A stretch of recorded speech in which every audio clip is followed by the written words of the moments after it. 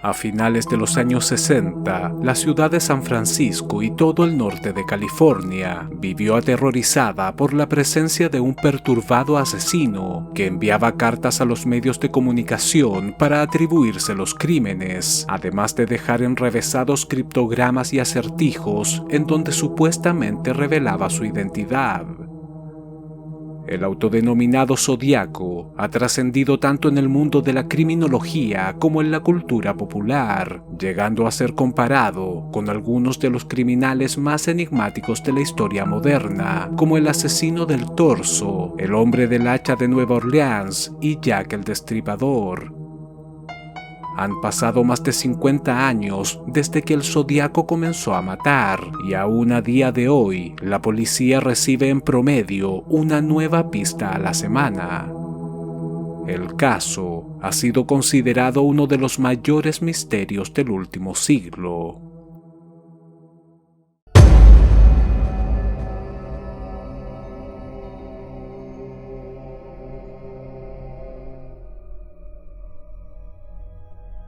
Corría el año 1968 y Estados Unidos enfrentaba uno de los escenarios más complejos de su historia.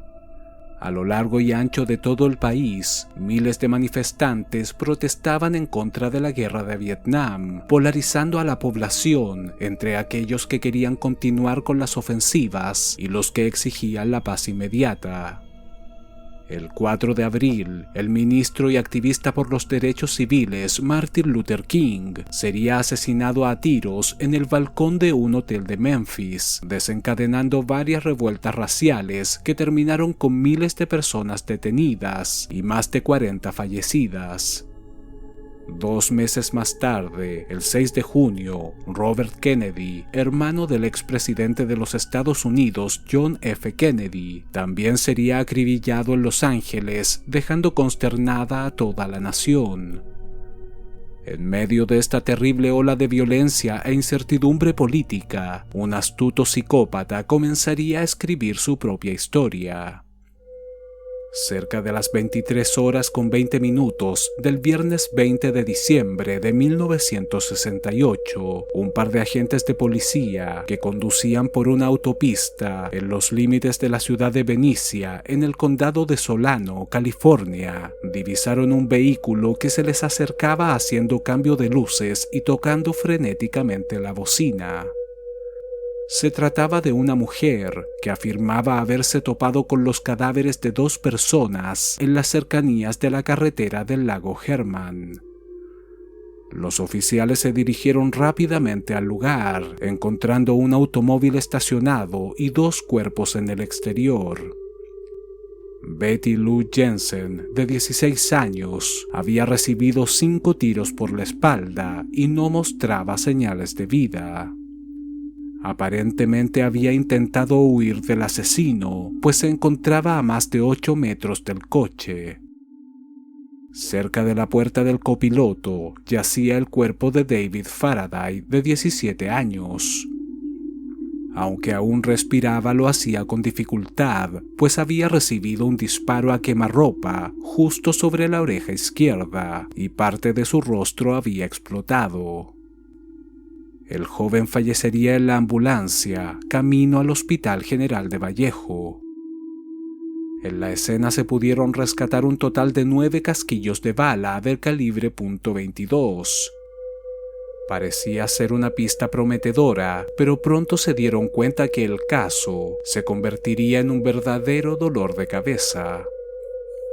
David Faraday y Betty Lou Jensen se encontraban en su primera cita oficial, según declararían posteriormente los padres de las víctimas.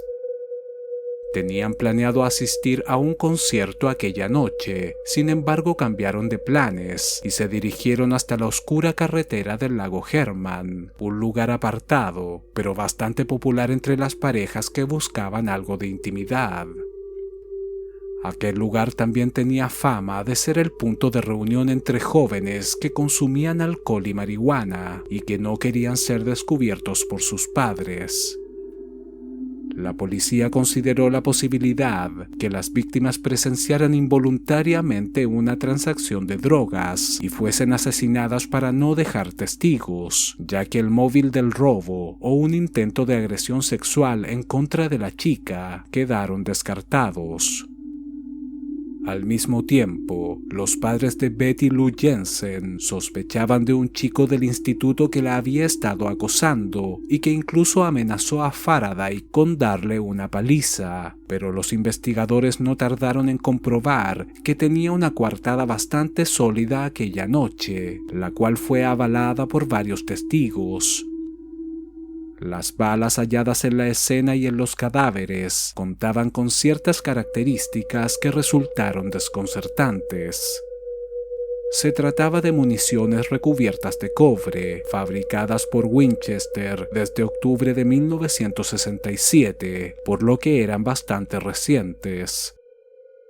Al mismo tiempo no presentaban marcas de estrías lo suficientemente distintivas para llevar a cabo una comparación incluso si el arma homicida era encontrada. La situación era preocupante. Resultaba imposible realizar una identificación concluyente de la pistola utilizada por el asesino. El motivo del crimen no quedaba claro, no había testigos ni tampoco sospechosos. En los meses posteriores, la policía patrulló la zona con la esperanza de detectar algún movimiento extraño, pero todos los esfuerzos fueron en vano. Poco antes de la medianoche del 4 de julio de 1969, 3 jóvenes que se desplazaban en un vehículo se dirigieron a los aparcamientos de un campo de golf de Blue Rock Springs, a las afueras de Vallejo.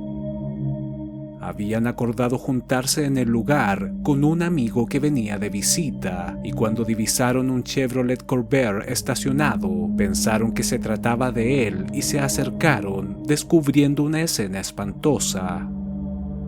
La puerta del copiloto estaba abierta y un joven yacía en el piso dando alaridos. Había recibido varios disparos en el brazo derecho, una de sus rodillas, el cuello, el pecho y la mandíbula. Al interior del coche se encontraba una chica desangrándose y que apenas respiraba. Ambos serían identificados como Michael Mageau, de 19 años, y Darlene Ferrin, de 22. A pesar de las graves heridas, Michael estaba consciente cuando llegó la policía y pudo describir al atacante. Se trataba de un hombre caucásico y robusto, de entre 26 y 30 años.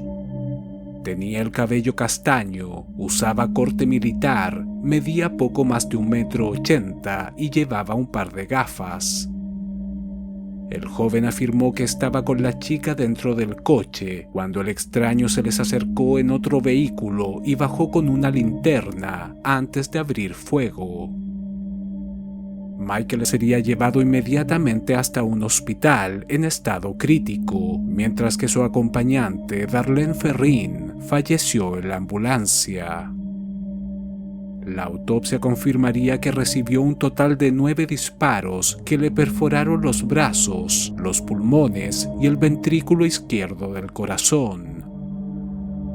Los jóvenes que encontraron a la pareja afirmaron haber visto las luces de un coche que se desplazaba a toda velocidad relativamente cerca del crimen, pero como estaba demasiado oscuro fueron incapaces de entregar una descripción del vehículo. Pocos minutos después de que ambas víctimas ingresaran en el hospital, a las 0:40 de la madrugada, una telefonista de la comisaría de Vallejo recibió la inquietante llamada de un sujeto que se adjudicaba el crimen. Quiero informar de un doble asesinato. Si recorren 1,5 kilómetros en dirección este por la avenida Parkway hasta el parque público, encontrarán 2 jóvenes en un coche marrón. Han sido abatidos por una Luger 9 milímetros. También maté a los chicos del año pasado. Adiós. El hombre cortó la comunicación y 1 minuto después, la telefonista consiguió devolver la llamada. Alguien descolgó el teléfono y lo dejó así hasta que a las 0:47 minutos la compañía Pacific Telephone pudo localizar el aparato utilizado. Se trataba de un teléfono público ubicado en una gasolinera justo enfrente de la comisaría de Vallejo. Varias patrullas llegaron al lugar prácticamente de inmediato y un mendigo de la zona afirmó haber visto a un hombre corpulento utilizar la cabina telefónica para luego marcharse en un vehículo color marrón, pero no recordaba mayores detalles. Aparentemente el sospechoso sabía que no podía estar en línea más de 1 minuto o la llamada sería rastreada, por lo que su mensaje fue breve. Esperó a que la telefonista lo llamara de vuelta y solo entonces dejó descolgado el teléfono para contar con el tiempo suficiente para darse a la fuga. Claramente se trataba de alguien astuto. Los detectives sospecharon de inmediato que el asesino de Betty Lou Jensen y David Faraday podía ser el mismo que había acribillado a Darlene Ferrin y Michael Mayhew. Ambos ataques guardaban grandes similitudes, al igual que el perfil de víctimas. La única diferencia era que esta vez se había utilizado un arma de 9 milímetros. Aún así, esto confirmaba que el sujeto que realizó la llamada telefónica para adjudicarse el crimen sabía de lo que estaba hablando y que posiblemente no se trataba de ninguna broma. Aunque se examinó la escena del crimen, no se pudieron encontrar ni siquiera las huellas del otro vehículo. La única esperanza que guardaban los detectives era que Michael Mayhew sobreviviera a sus heridas y pudiera contarles exactamente qué había ocurrido. Mientras el joven se debatía entre la vida y la muerte, la investigación reveló datos inquietantes. Se descubrió que ambas víctimas eran amantes y que el esposo de Darlene recibió un par de llamadas aquella madrugada, en donde un hombre parecía estar jadeando al otro lado de la línea. Estas se habrían realizado después del crimen y cuando aún no se enteraba que su esposa estaba muerta, cerca de las 1:30 de la madrugada. Una de las amigas de Darlene declaró a la policía que sabía que la chica le era constantemente infiel a su marido y que solía juntarse con hombres extraños. Esto hizo pensar a los detectives que podía tratarse de un amante celoso que había decidido vengarse y que quizá la llamada realizada después del ataque había sido un intento por desviar la investigación. Afortunadamente, Michael Mayhew consiguió sobrevivir y tras recobrar la conciencia fue inmediatamente interrogado por la policía. Según el joven, Darlene pasó a buscarlo en su vehículo 20 minutos antes de la medianoche del 4 de julio. Por lo visto, ambos planeaban mantener relaciones sexuales en algún sector apartado, pero mientras iban por la carretera, un Falcon del 58 con patentes de California comenzó a seguirlos de forma amenazadora.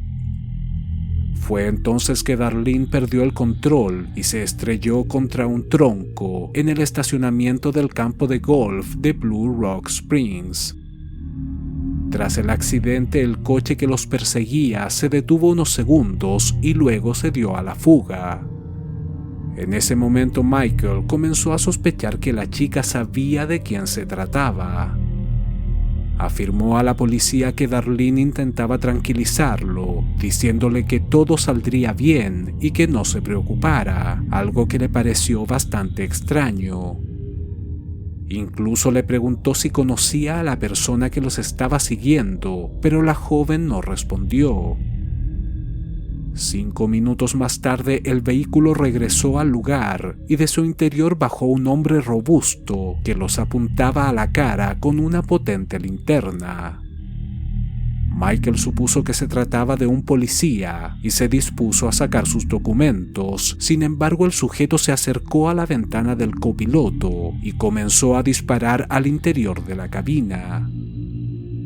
Tras el brutal ataque, el joven se dio cuenta que estaba malherido y dio un grito de dolor.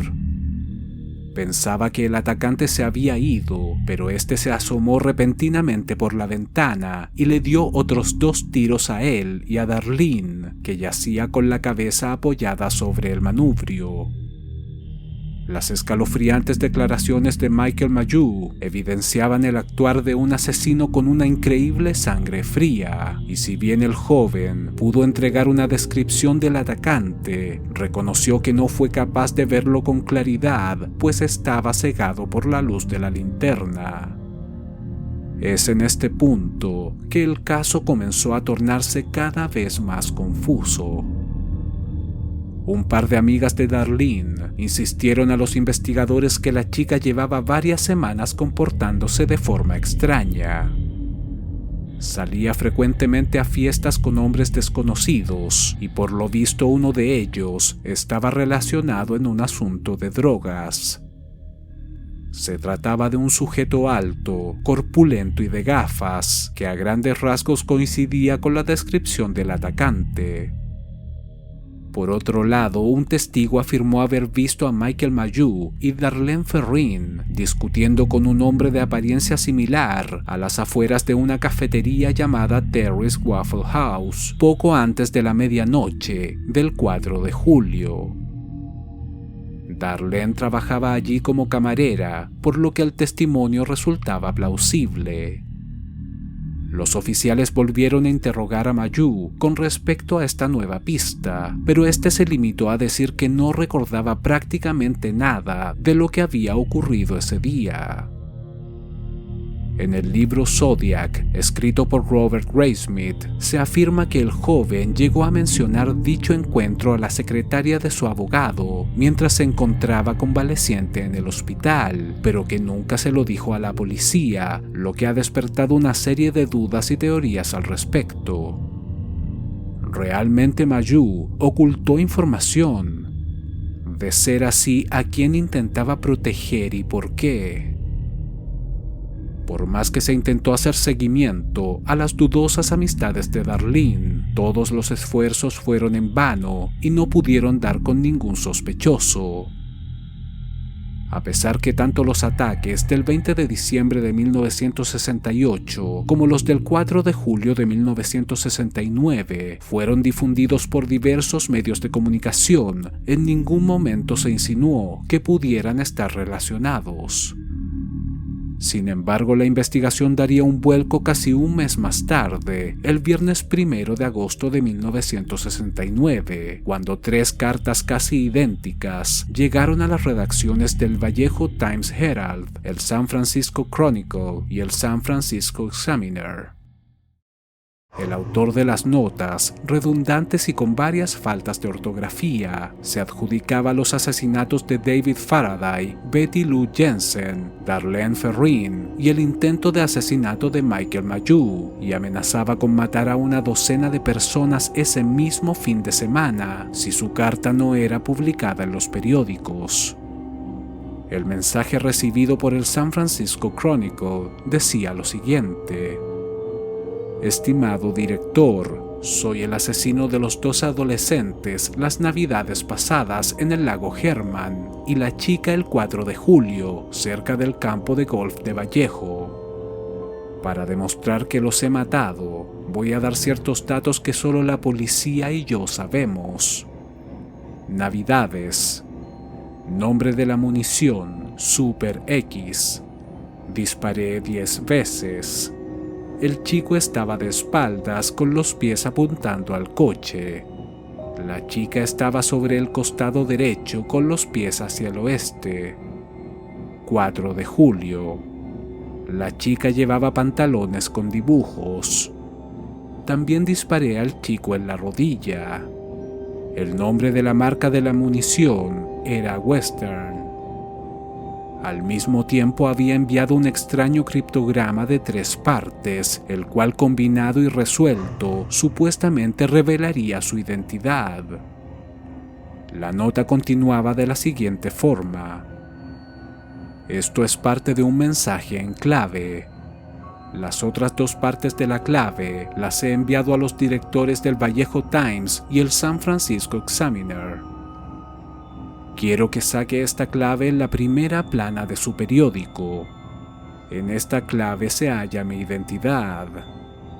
Si no saca esta clave antes de la tarde del viernes 1 de agosto del 69, saldré a matar y a arrasar. Daré vueltas todo el fin de semana matando hasta que acabe con 12 personas. El mensaje finalizaba con una especie de firma formada por un círculo y una cruz, la cual sería posteriormente interpretada por los investigadores como la mirilla de un arma o una cruz celta. Las autoridades fueron rápidamente informadas y se vieron obligadas a tomar una difícil decisión. Si bien la carta contenía descripciones gráficas de las escenas de los crímenes y otros datos que efectivamente solo el asesino podía conocer, el jefe de policía de Vallejo, Jack Stillitz, sospechaba que podía tratarse de un simple bromista. Difundir la noticia claramente causaría pánico en la población, pero si las amenazas eran reales, hacer caso omiso al mensaje podía resultar contraproducente.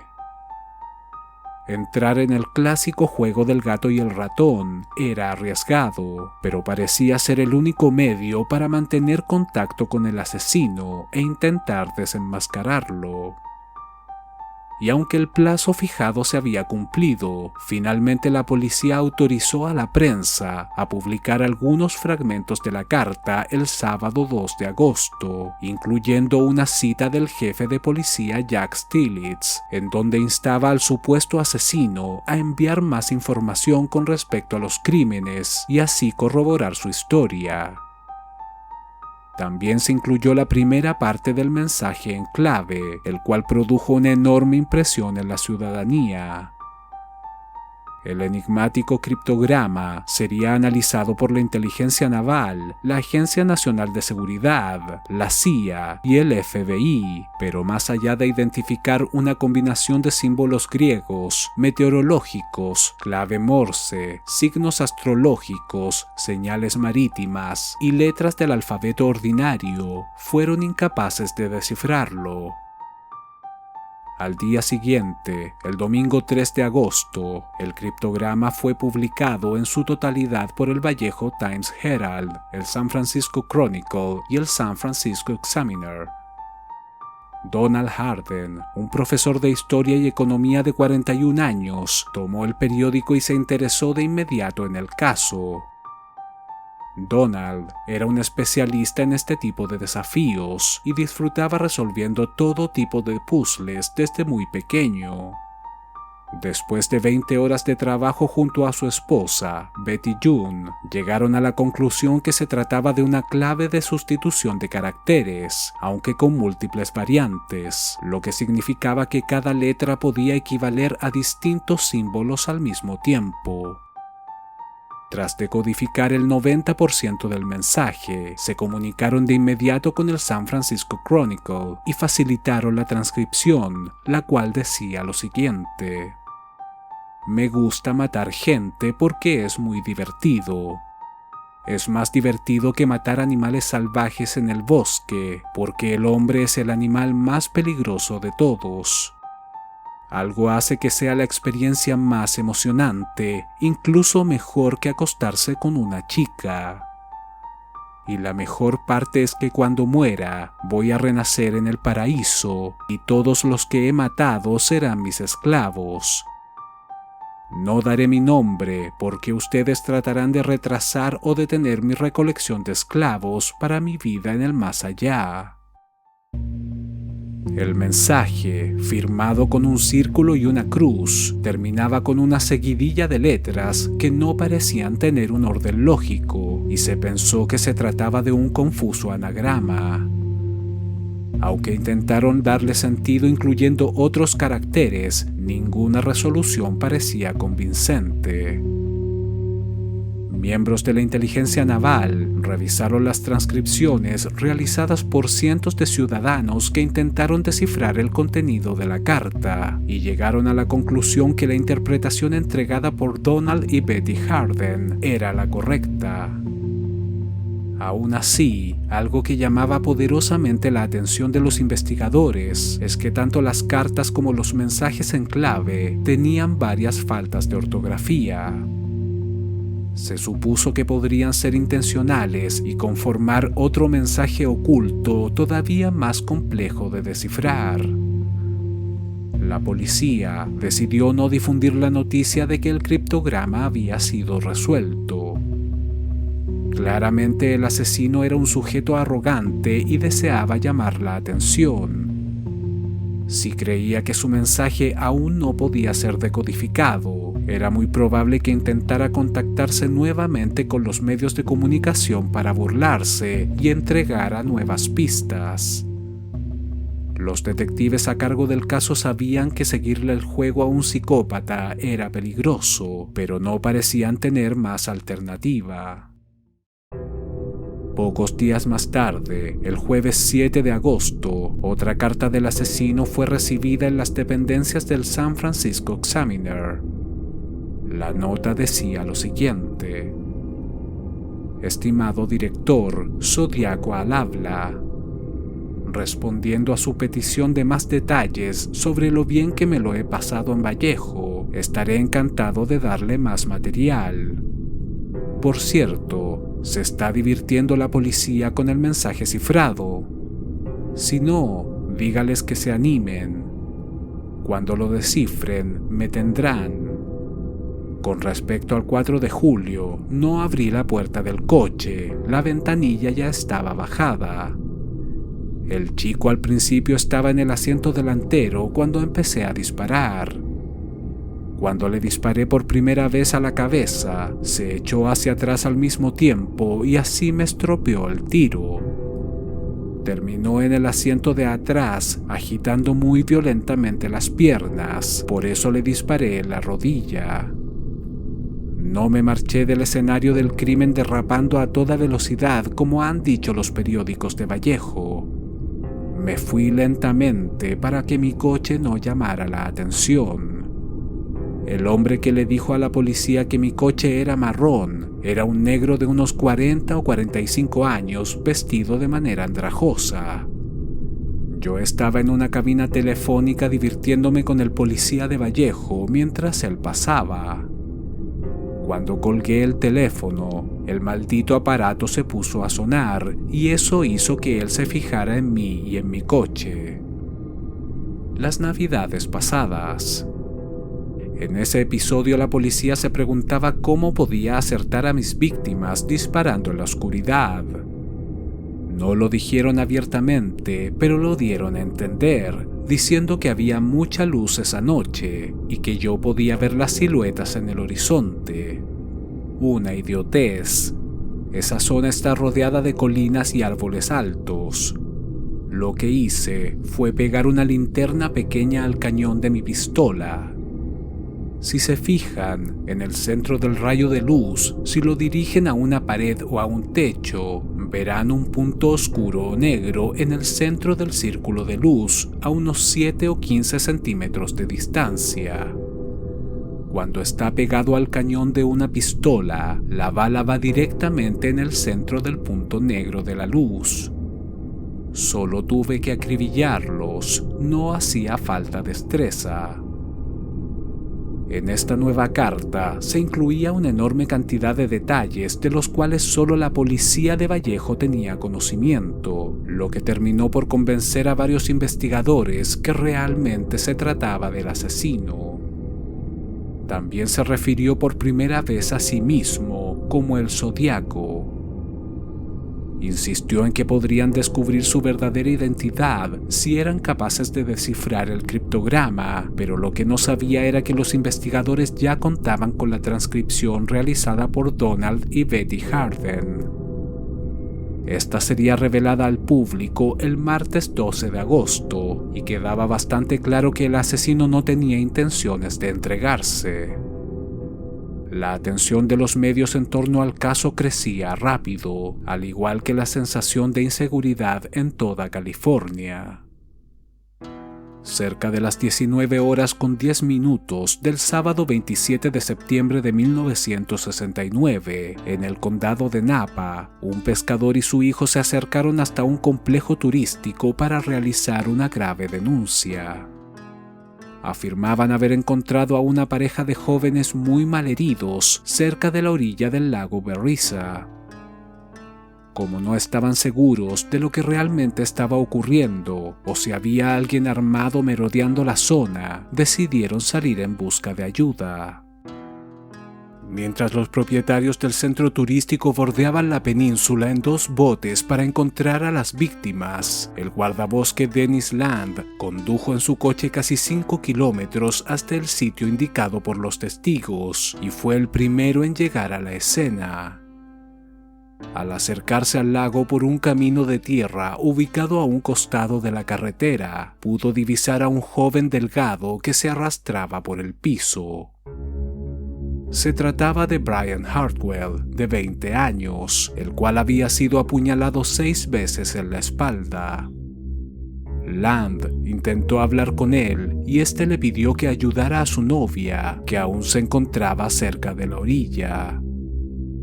Cecilia Ann Shepard, de 22 años, yacía a unos 270 metros sobre un enorme charco de sangre. El atacante la había apuñalado 24 veces en la espalda, el pecho y el abdomen, pero aún respiraba. Pocos minutos más tarde, varios agentes de policía se presentaron en la escena e intentaron mantener a las víctimas con vida. El hospital más cercano estaba a 1 hora de distancia, por lo que las ambulancias tardarían en llegar. Aunque los jóvenes estaban desangrando y se desmayaban constantemente, afirmaron que un sujeto con una capucha negra, similar a la de un verdugo, los había encañonado y los ató con una cuerda, para luego apuñalarlos con un enorme cuchillo. Brian Hartwell y Cecilia Ann Shepard serían llevados hasta el hospital Queen of the Valley, en donde se encontraban en estado crítico. Cerca de las 19:40, casi 1 hora después del ataque, la telefonista de la comisaría de Napa recibió una inquietante llamada. «Quiero dar parte de un asesinato. No, de un doble asesinato. Se encuentran a 3 kilómetros al norte del cuartel general del bosque. Estaban en un Volkswagen Karmann Ghia blanco. Soy el que lo ha hecho». El sospechoso dejó el teléfono descolgado, lo que permitió a las autoridades dar con la cabina utilizada. Esta se ubicaba en el 1231 de Main Street, a solo 4 cuadras y media de la comisaría. Aunque se pudo rescatar la huella de una palma de la mano del auricular, aquello no sería de gran ayuda. Pocas horas más tarde, el sargento Kenneth Narlow, encargado de la investigación, se presentó en la escena del crimen, descubriendo algo espeluznante. En la puerta del coche de las víctimas, ubicado a unos 500 metros del lugar de los hechos, el atacante había escrito con rotulador negro un mensaje que decía lo siguiente: Vallejo, 12-2068, 7469, 27 de septiembre del 69, 6:30, con cuchillo. Justo sobre la inscripción se hallaba un extraño signo formado por una cruz y un círculo. Narlow lo reconoció de inmediato, al igual que aquellos números. Se trataba de la firma del Zodíaco y las fechas de los asesinatos cometidos en Vallejo y Solano. Esta nueva pista desconcertó a los investigadores. Si realmente se trataba del mismo sujeto, entonces había cambiado su modus operandi.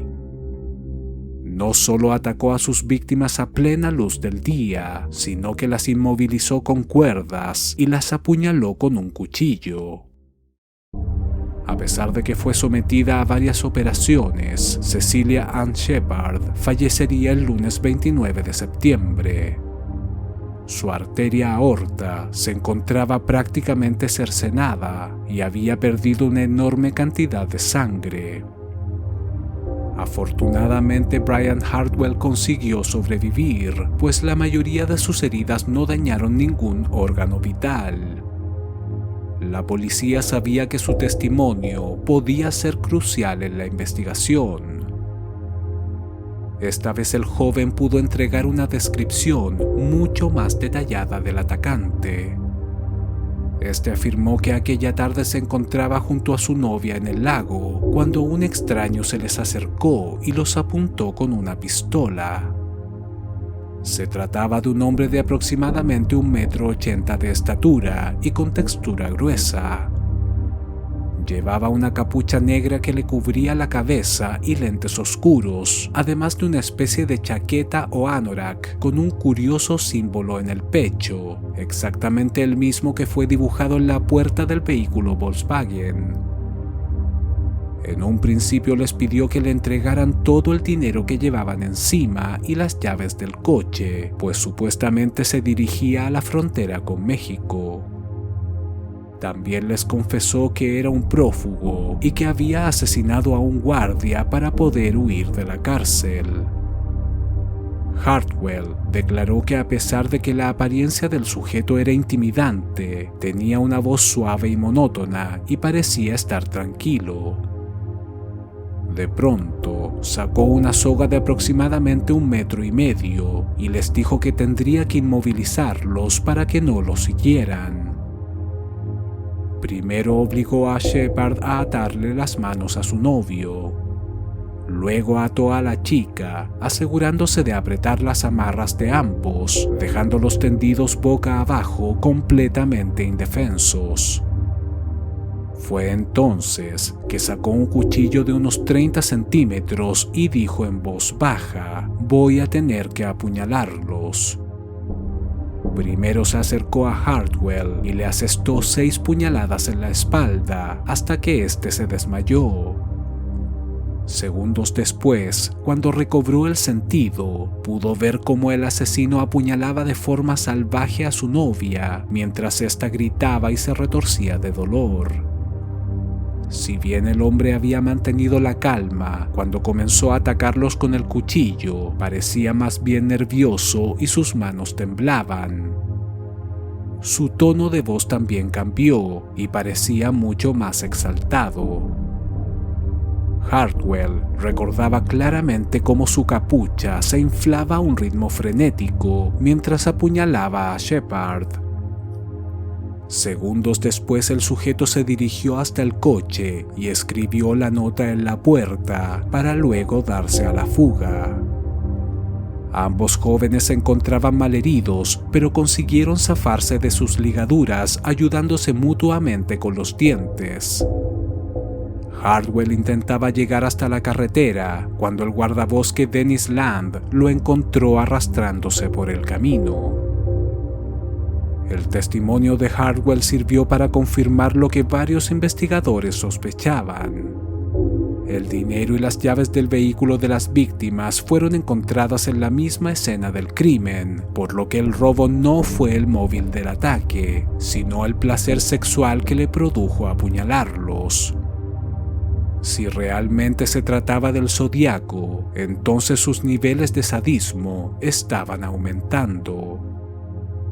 También se hallaron las marcas de ruedas de otro vehículo que se estacionó justo detrás del Volkswagen de Hartwell aquel día, pero debido a las características del terreno resultaba difícil identificarlas.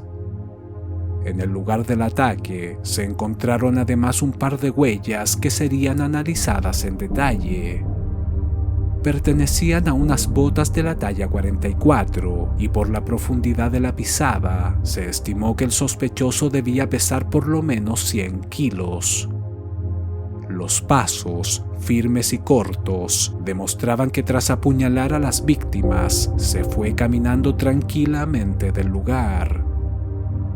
Gracias a ciertas características de la suela, se llegó a la conclusión que el calzado del asesino era un modelo de bota llamado Windwalker, fabricados por Wayne Brenner Shoe Company.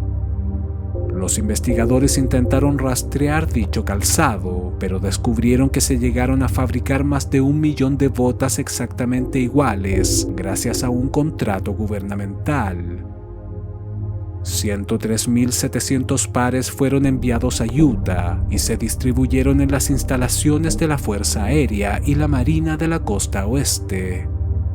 Aquello podía significar que el asesino tenía algún tipo de relación con el ejército. Tras este nuevo ataque, tanto la prensa como la opinión pública comenzaron a presionar a las autoridades. Era evidente que la investigación no estaba avanzando y que el Zodíaco se estaba burlando de la policía. Uno de los agentes reconoció en una entrevista que se enfrentaban a un sujeto que obtenía placer sexual en el acto de matar, lo que solo sirvió para dejar más preocupada a la población, sobre todo a los residentes del condado de Napa. No pasaría demasiado tiempo antes de que el asesino volviera a actuar. Exactamente a las 21:58 del sábado 11 de octubre de 1969, el Departamento de Policía de San Francisco recibió el llamado de un grupo de jóvenes que afirmaban haber presenciado un crimen desde el segundo piso de un inmueble ubicado en Presidio Heights, un exclusivo barrio residencial. No estaban seguros si el sujeto estaba realmente muerto, pero se encontraba en el interior de un taxi que se había detenido justo frente al 3898 de la calle Washington. Minutos antes, otro hombre se encontraba en la escena. Lo vieron registrando el interior del vehículo y los bolsillos de la víctima. Parecía estar limpiando los espejos y las manillas y llevaba una especie de paño en la mano. Finalmente se marchó caminando en dirección a Cherry Street hasta que lo perdieron de vista. Justo a las 22 horas, todas las patrullas de la zona fueron alertadas. El operador de radio del Departamento de Policía de San Francisco informó a las unidades de un posible tiroteo y que estaban tras la búsqueda de un varón afroamericano, robusto, cercano al 1,80 m de estatura.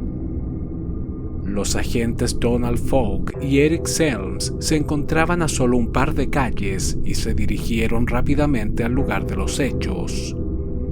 Cuando se acercaban a la intersección entre las calles Washington y Cherry, vieron a un sujeto caucásico que caminaba lentamente en la oscuridad. Detuvieron el coche y le preguntaron si había visto algo sospechoso. El testigo afirmó que había visto a un hombre con un revólver en la mano corriendo por la calle Washington hacia el este, y la patrulla salió inmediatamente en esa dirección, aunque no pudieron encontrarle. Al mismo tiempo, otras unidades y un par de ambulancias se presentaron en la escena del crimen, certificando el fallecimiento de la víctima. Se trataba del taxista Paul Lee Stein, de 29 años, el cual había sido asesinado de un tiro en la cabeza. Los jóvenes que llamaron aquella noche serían interrogados por la policía para entregar más detalles de lo ocurrido. Afirmaban que el atacante era un hombre de entre 25 y 30 años, de cabello corto y castaño. Llevaba gafas, ropa oscura y era caucásico, no afroamericano. Por lo visto, el operador de radio del Departamento de Policía de San Francisco que recibió la llamada había cometido un grave error al confundir las siglas de adulto blanco con las de adulto negro en el momento de redactar su informe. Aunque la información se rectificó y se dio aviso a los agentes que recorrían las calles en busca del asesino, no sirvió de nada. Se interrogó a los vecinos del sector y se organizó una enorme búsqueda en la zona que incluyó docenas de agentes y un par de unidades con perros policiales. Lamentablemente no se pudo dar con el sospechoso y el operativo sería cancelado a las 2 de la madrugada. Los investigadores pudieron averiguar que la compañía de taxis Yellow Cab había contactado a Paul Stane cerca de las 21:45 para que fuera al número 500 de la 9ª Avenida.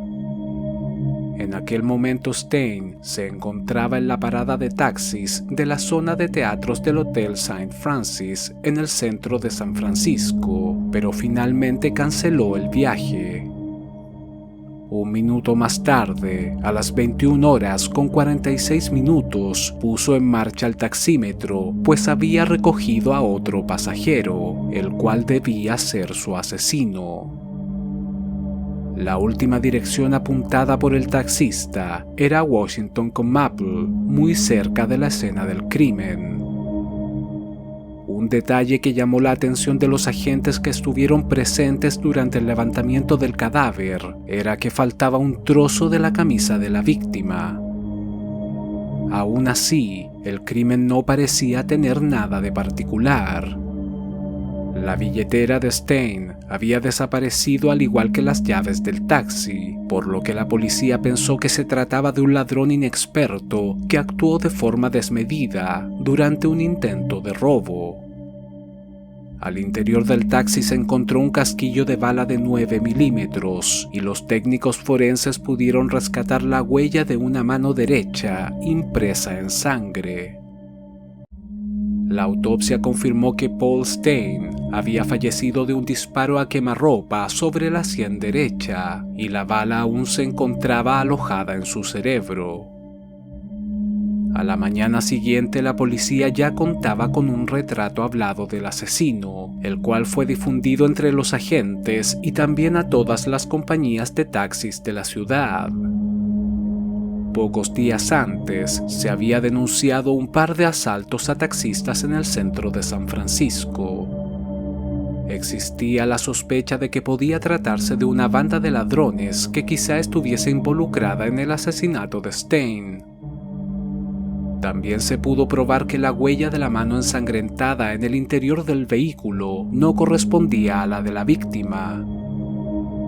La policía identificó a 1/3 de los pasajeros que cogieron el taxi de Stane el día del crimen y recogieron muestras de sus huellas dactilares, pero ninguna coincidía.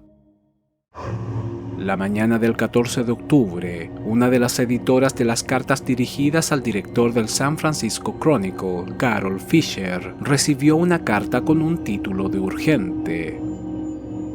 En el remitente solo aparecía un círculo con una cruz en el centro.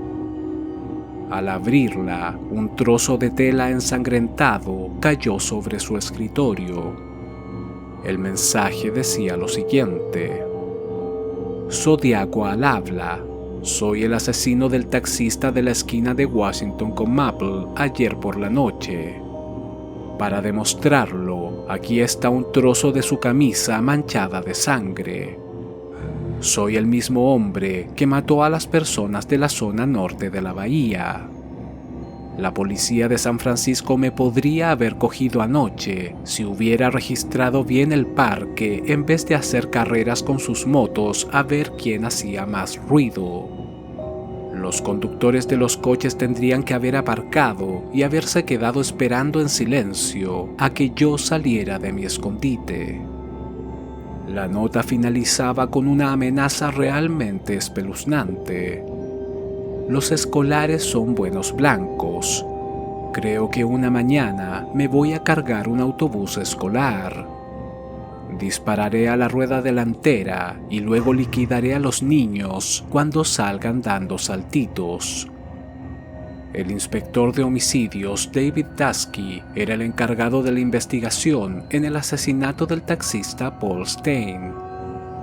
Ese mismo día, uno de los periodistas del San Francisco Chronicle le llevó la carta y Tasky de inmediato reconoció el trozo de tela ensangrentado, el cual pertenecía a la camisa de la víctima, lo cual sería corroborado por la oficina forense. Hasta entonces, el caso no se había relacionado con los crímenes perpetrados por el Zodíaco. Tras esta nueva evidencia, los departamentos de policía de Vallejo, Napa y San Francisco se prestaron a colaborar inmediatamente y formaron un grupo especial para detener al asesino. Tanto la noticia de que Paul Stane se había transformado en la quinta víctima fatal del Zodíaco, como la intimidante carta y la descripción del sospechoso, fueron difundidas por la prensa, la radio y la televisión el 17 de octubre de 1969, causando pánico en la población. El hecho de que el asesino amenazara con atacar un autobús escolar hizo que se tomaran una serie de medidas en toda la costa oeste de California. Los conductores fueron capacitados para enfrentar una situación de riesgo. Se asignó un supervisor en cada autobús y generalmente iban escoltados por patrullas policiales con agentes fuertemente armados. Muchos de los trayectos circundantes a las escuelas eran constantemente sobrevolados por avionetas y toda la comunidad estaba alerta. Cuando el contenido de la carta se hizo público, los agentes de policía Donald Fox y Eric Selms manifestaron que tenían serias sospechas de que el hombre que vieron caminando cerca de la escena del crimen de Paul Stane la noche del 11 de octubre podía ser el Zodíaco. Se trataba de un sujeto caucásico, de anteojos, cabello corto, aproximadamente 1,80 m y unos 100 kilos. En ese momento las instrucciones de la central era buscar a un afroamericano, por lo que no intentaron detenerle. Por aquel entonces no existía el concepto de asesino en serie y las autoridades ignoraban a lo que realmente se estaban enfrentando. Las técnicas de identificación por ADN se encontraban en sus inicios y las huellas dactilares halladas en las cartas, la cabina telefónica en el crimen de Vallejo y la mancha ensangrentada en el taxi de San Francisco no resultaron de mucha utilidad, pues estaban incompletas. Pero quizá lo que más complicaba a los especialistas era que el comportamiento del Zodíaco era impredecible. Se sabía que era un sujeto inteligente y astuto, con conocimiento en lenguaje cifrado, lo que utilizó para elaborar los criptogramas y burlarse de la policía. En un principio se había caracterizado por atacar parejas jóvenes que se encontraban en zonas oscuras y alejadas. Sin embargo, el asesinato de Paul Stane era completamente diferente. Utilizó armas de fuego de distinto calibre en varios de sus crímenes, pero también un cuchillo en el caso de Cecilia Ann Shepard y Brian Hartwell.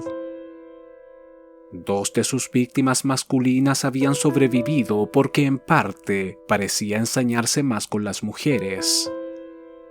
Los investigadores pensaban que en el fondo el Zodíaco era un misógino, hasta que Paul Stane se convirtió en la quinta víctima, echando por tierra dicha hipótesis. El hecho que amenazara con atacar un autobús de niños resultaba todavía más desconcertante, pues el perfil de víctima cambiaba por completo. Mientras la investigación avanzaba a paso lento, a las 2 de la madrugada del 22 de octubre, el Departamento de Policía de Oakland recibió un nuevo llamado del Zodíaco.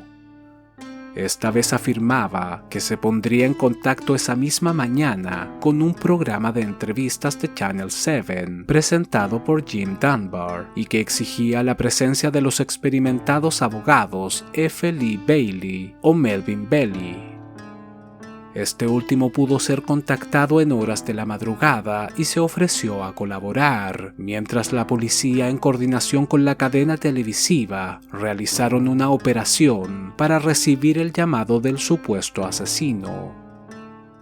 Esa mañana, y mientras Jim Dunbar y Melvin Belli estaban frente a las cámaras, solicitaron a los telespectadores que no realizaran ningún llamado telefónico, pues el Zodiaco se comunicaría con ellos. A las 7 de la mañana, con 10 minutos, recibirían el primer llamado. Y aunque toda la nación quedó estupefacta cuando el asesino amenazó con cometer otros crímenes, finalmente se pudieron rastrear las llamadas, las cuales provenían del Hospital Estatal de Napa. La policía no tardó en averiguar que se trataba de un paciente mental que llevaba tiempo recluido. Los telefonistas que recibieron los llamados del Zodiaco con anterioridad fueron unánimes al afirmar ante los investigadores que la voz de este sujeto no coincidía. El incidente sería catalogado como un show mediático que solo evidenciaba cuán lejos estaban las autoridades de detener al verdadero asesino. El 10 de noviembre de 1969, el San Francisco Chronicle recibió un nuevo sobre del Zodiaco, el cual contenía otro trozo de la camisa de Paul Stine. Esta vez incluyó un complejo criptograma de 340 símbolos, ordenados en una cuadrícula de 20 líneas que en su momento no pudo ser descifrado, además del recuento de 7 víctimas fatales y un listado de 5 meses: diciembre, julio, agosto, septiembre y octubre. En teoría, esto significaba que en agosto había matado a otras 2 personas, a las cuales nunca se había referido en cartas anteriores. Los únicos asesinatos registrados en el mes de agosto eran los de 2 chicas de San José, identificadas como Deborah Gay Furlong, de 14 años, y Kathy Snoosey, de 15. Ambas fueron encontradas muertas en un pequeño bosque, y se trató de un crimen particularmente horrendo, pues fueron apuñaladas más de 150 veces en la espalda, el pecho y el cuello. Ninguna de las 2 fue abusada sexualmente. El trozo de la camisa de Paul Stine confirmaba que se trataba de una carta verídica del Zodiaco, pero la duda era por qué se estaba adjudicando tardíamente los asesinatos de Furlong y Snoosey. Para los especialistas estaba claro que se trataba de un sujeto narcisista desesperado por llamar la atención. Tras los crímenes del lago Herman y Blue Rock Springs, realizó una llamada telefónica y entregó varios detalles que solo conocían los investigadores. En la escena del crimen del lago Berryessa, dejó un mensaje escrito en la puerta del vehículo de una de las víctimas. Por último, tras asesinar al taxista de San Francisco, le arrancó un trozo de camisa, la cual posteriormente iba enviando por partes a la policía para garantizar la autenticidad de las cartas. La duda era por qué no había hecho nada de eso en los asesinatos de las 2 adolescentes de San José. Además, resultaba difícil creer que tardara tanto tiempo en confesar aquel doble crimen, considerando que claramente disfrutaba de toda la publicidad otorgada por los medios de comunicación. Pasarían 2 años hasta que a finales de 1971, un enfermo mental llamado Carl Francis Berner fue detenido y acusado de los asesinatos de Deborah Furlong y Kathy Snoosey, además de una tercera muchacha identificada como Kathy Bilek, apuñalada 49 veces el 11 de abril de ese mismo año. En otra de las cartas enviadas por el Zodiaco después del arresto de Berner, insistió en que él era el responsable de la muerte de Furlong y Snoosey. Los investigadores dudaban que estuviese involucrado y estaban seguros de la culpabilidad de Berner, pero el 26 de agosto de 1971, otra joven de San José, llamada Janet Mellicott, de 21 años, fue asesinada de 130 puñaladas en la cabeza, el cuello y el pecho. El atacante también le había clavado una tijera en el cráneo e intentó prenderle fuego con líquido inflamable, aunque no abusó sexualmente de ella. El crimen guardaba ciertas similitudes con los casos por los cuales Carl Berner había sido apresado pocos meses antes. Se llegó a insinuar que podía ser obra del Zodíaco en un intento por confundir aún más a las autoridades y atribuirse otra serie de asesinatos. El caso del asesino del Zodíaco había alcanzado enorme notoriedad. No faltaban los bromistas que enviaban cartas a los medios de comunicación o llamaban a la policía para sembrar pistas falsas. A diario se recibían cientos de llamadas telefónicas de personas que sospechaban que su compañero de trabajo, su vecino o su marido eran el Zodíaco. Incluso algunos afirmaban haber sobrevivido a uno de sus ataques.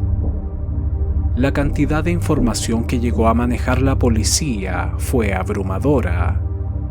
Se llegó a interrogar a más de 2.500 sospechosos e incluso las autoridades accedieron a recibir la ayuda del afamado psíquico Joseph DeLuise, pero la investigación no avanzaba. Para aquel entonces, el caso seguía apareciendo regularmente en los medios de comunicación, aunque incluso los mismos editores estaban hartos de la noticia. Por su parte, el Zodíaco continuaba enviando cartas cada vez más desafiantes.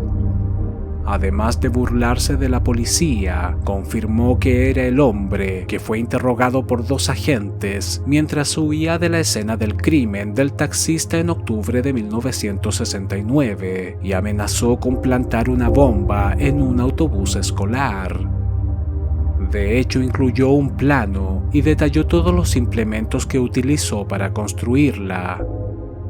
Funcionarios del ejército de los Estados Unidos confirmaron que montar un artefacto explosivo de la forma que describía el Zodíaco era factible. El columnista del San Francisco Chronicle, Paul Avery, había escrito varias notas en donde se burlaba e insultaba al Zodíaco de forma pública, hasta que finalmente se convirtió en el blanco de las amenazas. La 15ª carta del Zodíaco, recepcionada por el San Francisco Chronicle el 28 de octubre de 1970, era una tarjeta de Halloween que iba dirigida a él y decía lo siguiente: de parte de tu amigo invisible, tengo un presentimiento.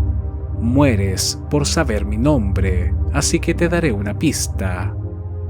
Pero ¿para qué vamos a arruinar el juego? ¡Feliz Halloween! En la parte posterior de la tarjeta, adornada con ojos y esqueletos, agregó un mensaje que decía: esclavos, con fuego, con pistola, con cuchillo, con soga. Avery tomó la misiva como una amenaza directa y se obsesionó con la idea de que se convertiría en la próxima víctima del Zodíaco, por lo que inmediatamente compró un revólver para defenderse. La tensión lo afectó psicológicamente y comenzó a abusar del alcohol, arruinando así su carrera y su matrimonio.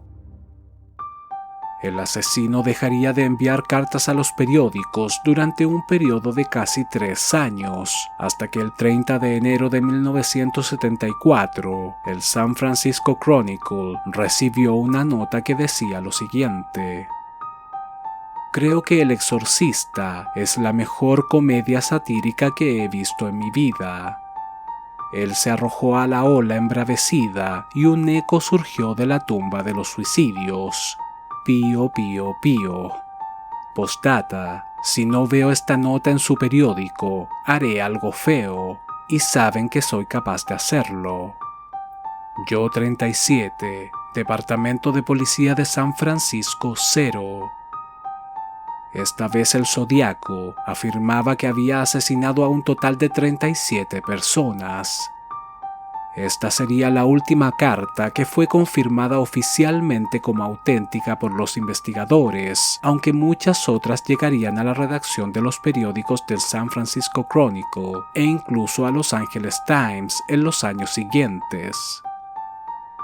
A mediados de los años 70, Estados Unidos fue víctima de una verdadera plaga de asesinos en serie y la sombra del Zodíaco comenzó a diluirse poco a poco. Casos como los de Ted Bundy, David Berkowitz, John Wayne Gacy o Wayne Williams se robaron la atención de todos los medios de comunicación, evidenciando un fenómeno que estaba en auge y que aterrorizó a todo el país. El avance de la ciencia y la tecnología implicaría el desarrollo de nuevas herramientas para identificar a estos criminales, y tanto la policía como el FBI adquirieron nuevos conocimientos respecto al comportamiento de los asesinos en serie. Sin embargo, la investigación en torno al asesino del Zodíaco fue considerada un enorme fracaso. Aunque estuvo vigente hasta el año 2004, las autoridades finalmente se rindieron y decidieron etiquetarla como inactiva. 3 años más tarde, y debido a la presión de la opinión pública, se decidió reabrir el caso. Aún a día de hoy, la policía recibe en promedio una pista nueva a la semana, pero el caso sigue sin ser resuelto. Han pasado más de 50 años desde que el Zodíaco sembró el caos en la costa oeste de California y su identidad sigue siendo un misterio. Han existido varios sospechosos de ser el escurridizo asesino, como Gary Francis Post, un aviador, militar y pintor de casas con un pasado violento, y que sigue siendo investigado a día de hoy por la policía. Richard Gaikowski, un periodista que guardaba gran parecido con el retrato hablado entregado por los testigos y que fue internado en un centro psiquiátrico de Napa, justamente cuando el Zodíaco dejó de enviar cartas a los periódicos. Louis Joseph Meyers, un joven que habría confesado ser el autor de los crímenes a uno de sus amigos, entre muchos otros. También algunos afamados asesinos en serie han sido acusados de ser el Zodíaco, como Ed Edwards, George Hodel, el también supuesto asesino de la Dalia Negra, e incluso Dennis Rader, más conocido como BTK. Aún así, Arthur Leigh Allen fue durante muchos años el principal sospechoso de la policía.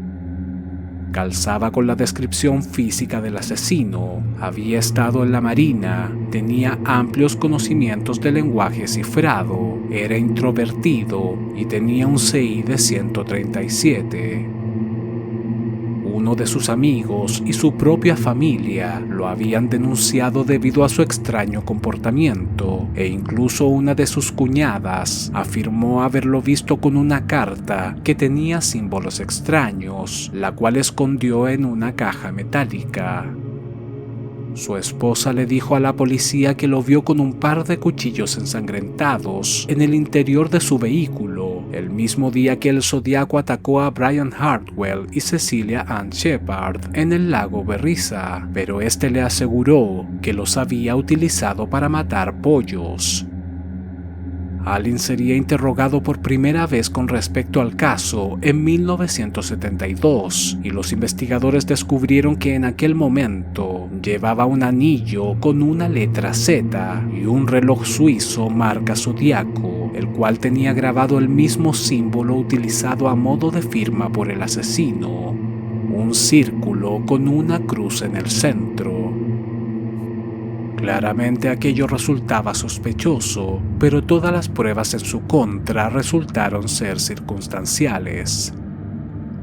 Allen sería investigado nuevamente por la policía en 1991 y 1992, y si bien parecía disfrutar de la atención mediática, en todo momento alegó su inocencia.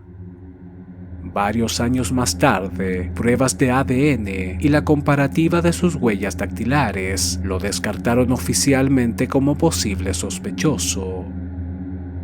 Se pudo probar que el Zodíaco estuvo involucrado en el asesinato de 5 personas, pero las cifras no parecen ser correctas. Tanto la policía como el FBI actualmente creen que podría haberse cobrado la vida de entre 37 y 50 víctimas. Si este video te gustó, dale like, suscríbete y compártelo en tus redes sociales. Esto me ayudaría mucho para seguir subiendo este tipo de contenido. Recuerda hacer clic en la campanita para recibir un mensaje cada vez que suba un nuevo video. Te invito a visitar mi otro canal, La Crónica Inquietante, un espacio orientado al misterio, personajes extraños, sucesos impactantes de la historia y otras curiosidades. El link se encuentra en la descripción. También podrás encontrar el enlace para comprar mi libro Monstruos Humanos, en donde ahondo en el tema de los asesinos en serie. Mi nombre es Álvaro y este es el canal del crimen.